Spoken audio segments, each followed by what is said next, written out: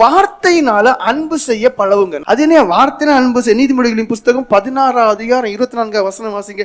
இனிய சொற்கள் தேன்கூடு போல இருக்கும்னு இருக்கு. வாசிங்க. இனிய சொற்கள் தேன்கூடு போல் ஆத்மாவுக்கு மதுரமும் எலும்புகளுக்கு ஔஷதமும் ஆகும். இனிய சொற்கள். எத்தனை பேர் அந்த பிள்ளைங்களான்னு சொல்லி கூப்பிடுறீங்க? அந்த பிள்ளைங்கள்ட்ட, அந்த மனைவிட்ட, அந்த புருஷன்ட்ட நீங்க கொஞ்சம் சாஃப்டா சாந்தமா நீங்க என்ன பண்ணுங்க, கொஞ்சம் அன்பா அந்த வார்த்தைகளை பேசி பாருங்க. அந்த வீடு நல்லா இருக்கும். இனிய சொற்கள் தேன்கூடு போல இருக்கும் ஆத்மாவுக்கு, அது உங்க இருதயத்துக்கு. அதாவது எவ்வளவுதான் கோபமா ஒரு ஆள் இருந்தாலும் நீங்க சாந்தமா அன்பா 2 வார்த்தை பேசி பாருங்க, அந்த ஆள் சரண் அடைஞ்சிடும். இந்த ஆள்கிட்ட கோபப்படவே முடியாது அப்படின்னு வரைக்கும் சொன்னவங்க இருக்காங்க. இவர்கிட்ட கோபப்படவே முடியாது, அன்பா பேசி மன்னிச்சுட்டு போயிருவாரு. அதான் அவர் கிருபை. அந்த அன்புக்கு அடிமையாகாத யாருமே இருக்க மாட்டாங்க. அப்ப அது உங்கள்கிட்ட தான் இருக்கு. நீதிமொழிகளின் புஸ்தகம் 12:18 வாசிங்க. பட்டய குத்துகள் போல் பேசுகிறவர்களும் உண்டு, ஞானமுள்ளவர்களுடைய நாவோ ஔஷதம். பட்டய குத்துக்கள் போல, வாள் எடுத்து குத்துறது போல பேச உண்டு. தாய் வாய் திறந்தாலும் தகப்பனார எப்பவுமே குறைச்சிட்டே இருக்கும், இல்ல பிள்ளைங்க குறைச்சிட்டே இருக்கும். தகப்பன் எப்ப வாய் திறந்தாலும் குறைச்சிட்டே இருக்கும். சில வாயெல்லாம் பார்த்தா குறைச்சிட்டே இருந்துட்டு இருக்கும், குத்திட்டே இருக்கும். அப்போ அந்த வாழ்க்கையை நீங்க பாருங்க, வாயை திறந்தாலே பட்டய குத்து போல அங்க குத்து. அன்பா வரும், ஒரு அன்பும் வராது. அன்பா பேசி பழவுங்க.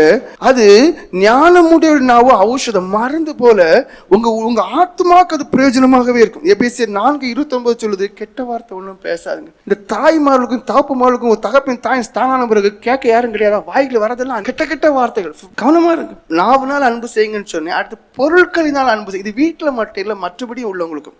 இப்ப நான் அன்பு செய்யறேன்னு சொல்றோம், ஆனா பொருள் உதவி பண்ண மாட்டாங்க, பிறருக்கு உதவி பண்ண மாட்டாங்க.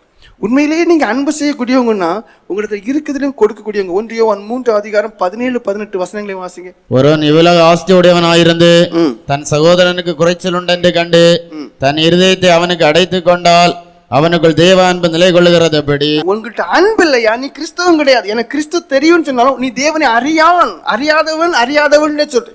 அப்ப இப்ப உங்களுக்கு கொஞ்சம் பணம் இருக்கு, கொஞ்சம் வசதி இருக்கு, உங்களுக்கு ஒரு மனுஷனுக்கு ஒரு தேவை இருக்குன்னு அறிஞ்சோம் அந்த இருதயத்தை அடைச்சுக்கிட்டு நீங்க போவீர்களே, ஆனா அன்பு இல்லாதவங்க. என் பிள்ளைகளே, வசனத்தினாலும் நாவினாலும் அல்ல, கிரியையினாலும் உண்மையினாலும் அன்பு கூற கடவோம். இங்க இப்ப எப்படிப்பட்ட அன்பை சொல்றாரு? வாயினால ஐயோ நல்லா இருந்துருப்போம் அப்படி சொன்னா அந்த மனுஷனுக்கு எந்த விதமான மாற்றம் வராது. கிரியையினால அன்பு செய்யணும். அப்படின்னா என்ன? இருக்கக்கூடியதான உங்க காரியங்களை, பண உதவியோ பொருள் உதவியோ கொடுத்து அடுத்தவங்களை அன்பு செய்யுங்க. 1 தீமோத்தேயு 6:10 வசனம் சொல்லுது, பண ஆசை எல்லா தீமைக்கும் வேற. இப்ப என்ன ஆகி போச்சு? விசுவாசியானாலும் இன்னும் பணம் சேர்க்கணும், சேர்த்துட்டே போங்க. கண்டவங்க அனுபவிப்பாங்க, நீங்க நரகத்துக்கு போங்க. இருக்கிறத போதுங்கிற மனநிலையில தனக்கும் அனுபவிச்சு அடுத்தவங்களும் கொடுத்து பாருங்க, அது நல்லா இருக்கு. 1 தீமோத்தேயு 6:7 வசனம் சொல்லுது, இந்த உலகத்துல நாம் ஒன்றுமே கொண்டு வந்ததில்லை. 6:7 வாசிங்க. உலகத்தை நாம் ஒன்றும் கொண்டு வந்ததில்லை, இதுல இருந்து நாம் ஒன்றும் கொண்டு போவதும் இல்லை என்பது நிச்சயம். அதை கொஞ்சம் உள்வாங்குங்க. உங்களை ஆசீர்வதிச்சிருக்கிறாரா? அடுத்தவங்களை பற்றி கொஞ்சமாவது யோசிங்கய்யா.